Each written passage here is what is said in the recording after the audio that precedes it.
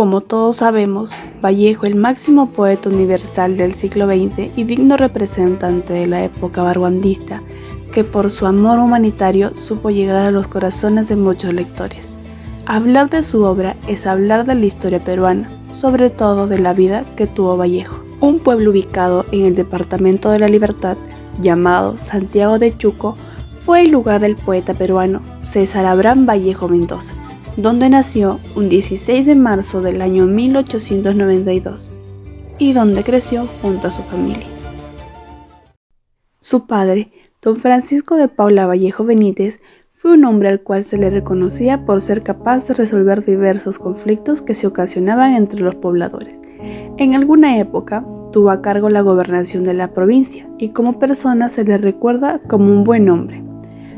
Su madre, doña María de los Santos Mendoza Guerrionero, fue una mujer que se dedicaba a las tareas de su hogar y a la crianza de sus hijos.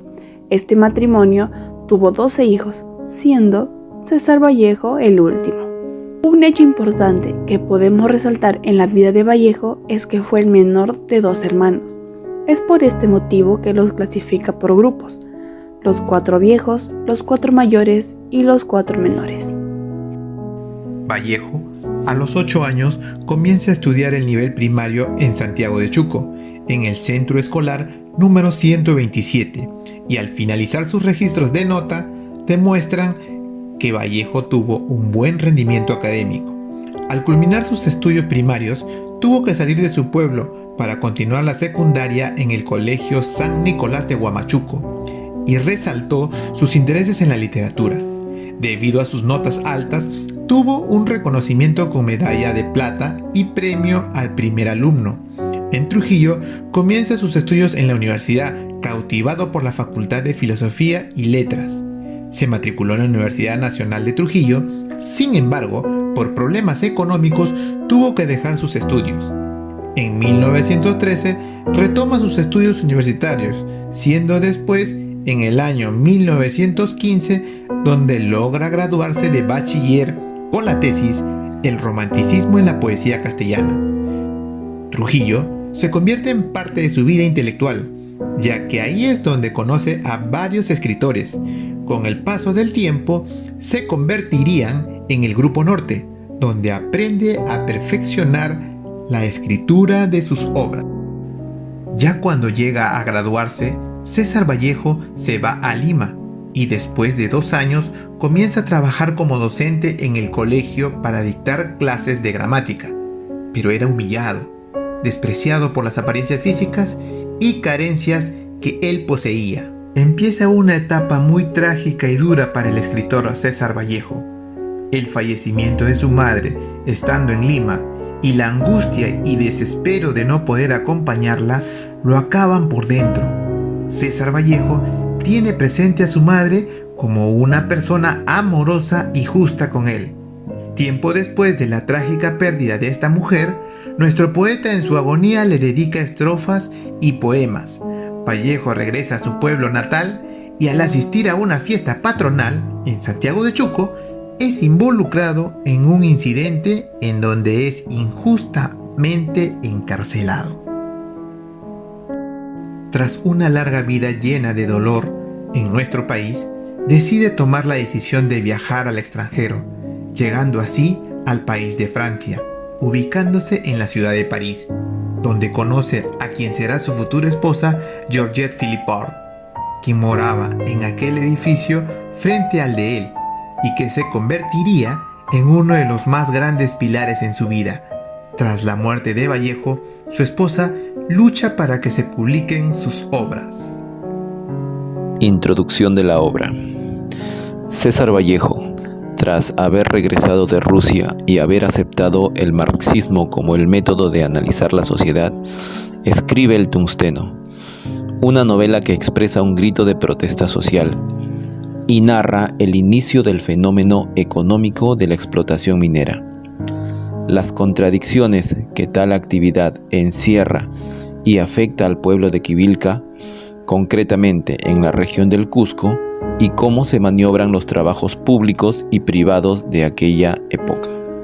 Tema principal: Dentro de la obra El tungsteno se muestra el realismo social en el año de 1910, tomando como tema fundamental la explotación minera en la zona central de la sierra peruana, los abusos cometidos por propios y extranjeros, indicios de protestas y rebelión, la muerte de indios y el plan que ejercieron contra la explotación de los obreros y las experiencias revolucionarias. Personajes principales: los Zoras, indios de la zona. La mina se instala cerca de sus chozas y son despojados de sus terrenos. Mateo y José Marino, ambiciosos y desalmados hermanos, eran los encargados de la contratación de peones para trabajar en la mina. Graciela, apodada como La Rosada, y es la querida de José Marino. Mr. Take, gerente de la mina, capaz de conseguir lo que se propone. Mr. West, subgerente de la mina. Servando Huanca, lideró el levantamiento contra la mina Mining Society para luchar contra las injusticias de los indios. Baldomero Rubio, ingeniero minero. Leónidas Benítez, ingeniero ayudante en la mina, austero y trabajador. Termina apoyando la rebelión en contra de los explotadores. Capítulo 1. Los hechos suceden en Quivilca. En un comienzo, la muchedumbre de indios se ve sorprendida ante la llegada de la empresa minera norteamericana, quien los convence con falsas promesas de desarrollo. La tranquila vida del pueblo llega a convertirse en alboroto e inquietud por el movimiento masivo de gente y dinero. Los dólares de la Mining Society habían cambiado la vida de los pobladores. Alborotados viajes y hasta la manera de vestir cambiaron definitivamente. Los Zoras viven cerca de la empresa minera. Inicialmente se ofrecen como guías a la empresa y provocan la atracción de los mineros. Cuando los obreros ya no contaban con abastecimiento de alimentos, los Zoras los apoyaban sin pedir nada a cambio. Poco después, José Marino puso ojo en los terrenos de los Zoras y poco a poco fueron abarcando sus territorios hasta quedarse con sus bienes, juntamente con Machuca, Baldassari y otros. En esa misma forma, José Marino coqueteaba con las Zoras con la intención de apropiarse de sus tierras.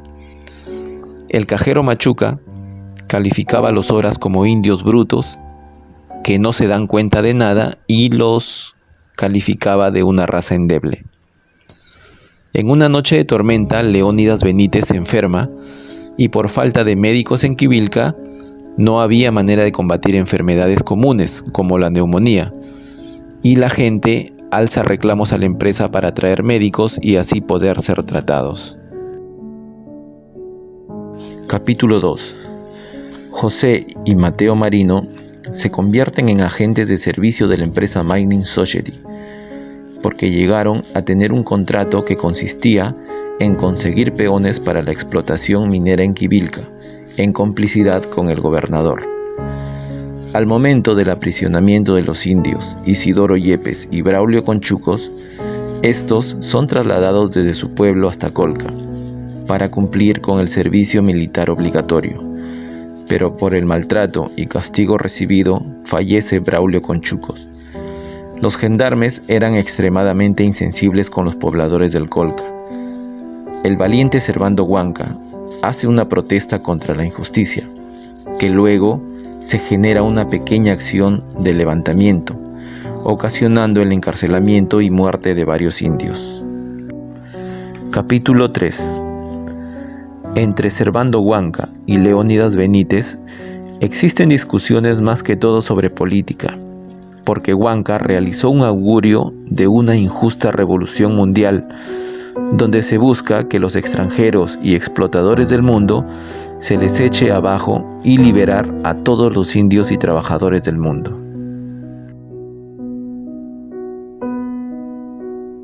César Vallejo nos señala un concepto de la mujer subalterna, que es víctima de la opresión sexual, cultural y económica. La representación del cuerpo femenino indígena simboliza las perversiones, extirpaciones y descaro de los agentes del imperialismo explotador. En el tungsteno, la mujer indígena no tiene más importancia que su trabajo doméstico y sexual. Se las cataloga como una propiedad de un derecho que se conquista por medio de carentes monedas, golpes y la promesa de un techo de pan y protección. La indignación que representa Vallejo en su obra sobre la mujer indígena es altamente notable, ya que muestra el salvajismo y poca civilización en esa época, puesto que no había respeto y mostraba poca decencia. El tungsteno es una novela bastante hermosa y emotiva, en donde nos muestra lo cual justamente ha sido la organización social en esos tiempos y que todavía varias cosas en la actualidad se mantienen, y es aquello que pudimos encontrar primordialmente en la sierra. Es bastante atrayente la composición de la narración, comenzando por los puntos en general, individuales, dueños de la mina, sus empleados, los marinos. Ahora ellos buscan realizarse profesionalmente para de esta forma poder sacar a su familia adelante. La finalidad de este trabajo es la de difundir el pensamiento de disconformidad de César Vallejo contra el imperialismo yanqui y bien representada por la opresión vivida por los comuneros de Quivilca de parte de empresarios y extranjeros. Este audiolibro nos deja un claro ejemplo de lo que todavía sucede en la actualidad. Refleja el abuso del más fuerte sobre el indefenso y débil, que muchas veces por una necesidad o también porque son obligados y engañados no les queda otra opción que obedecer. Sin embargo, también nos muestra la capacidad humana de decir basta ante tantos abusos y poder manifestar nuestra voz de protesta y rebeldía. Muchísimas gracias.